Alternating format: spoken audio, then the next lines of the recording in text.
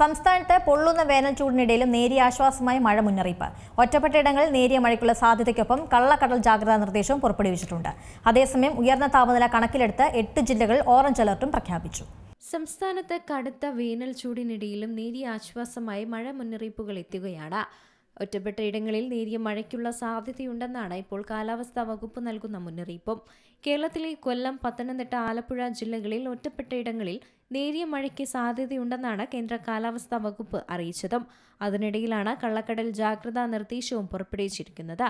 കള്ളക്കടൽ പ്രതിഭാസത്തിന്റെ ഭാഗമായി തിരുവനന്തപുരം, കൊല്ലം ജില്ലകളിലെ തീരങ്ങളിൽ ഇന്ന് ഉച്ചയ്ക്ക് 2:30 മുതൽ 16 രാത്രി 11:30 വരെ 0.9 മുതൽ 1.0 മീറ്റർ വരെ ഉയർന്ന തിരമാലകൾ കാരണം കടലാക്രമണത്തിന് സാധ്യതയുണ്ടെന്ന് ദേശീയ സമുദ്രസ്ഥിതി പഠന ഗവേഷണ കേന്ദ്രവും അറിയിച്ചു.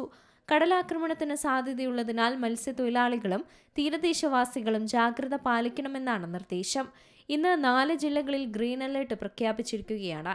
തിരുവനന്തപുരം, കൊല്ലം, ആലപ്പുഴ, എറണാകുളം ജില്ലകളിലാണ് ഗ്രീൻ അലർട്ട് നിലനിൽക്കുന്നത്. അതേസമയം വടക്കൻ കേരളം മുതലുള്ള മിക്ക ജില്ലകളിലും ചൂട് അതിശക്തമായാണ് അനുഭവപ്പെടുന്നത്.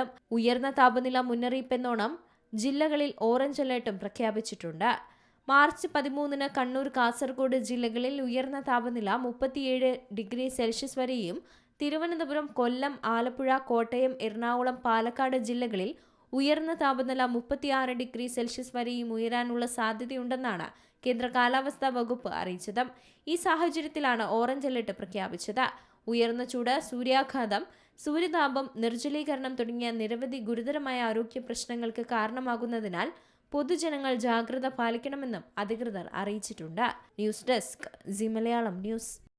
ഏറ്റവും പുതിയ വാർത്തകളും വിശേഷങ്ങളും വിരൽ തുമ്പിലറിയാൻ സി മലയാളം ന്യൂസ് എല്ലാ ഡിജിറ്റൽ പ്ലാറ്റ്ഫോമുകളിലും ലഭ്യം.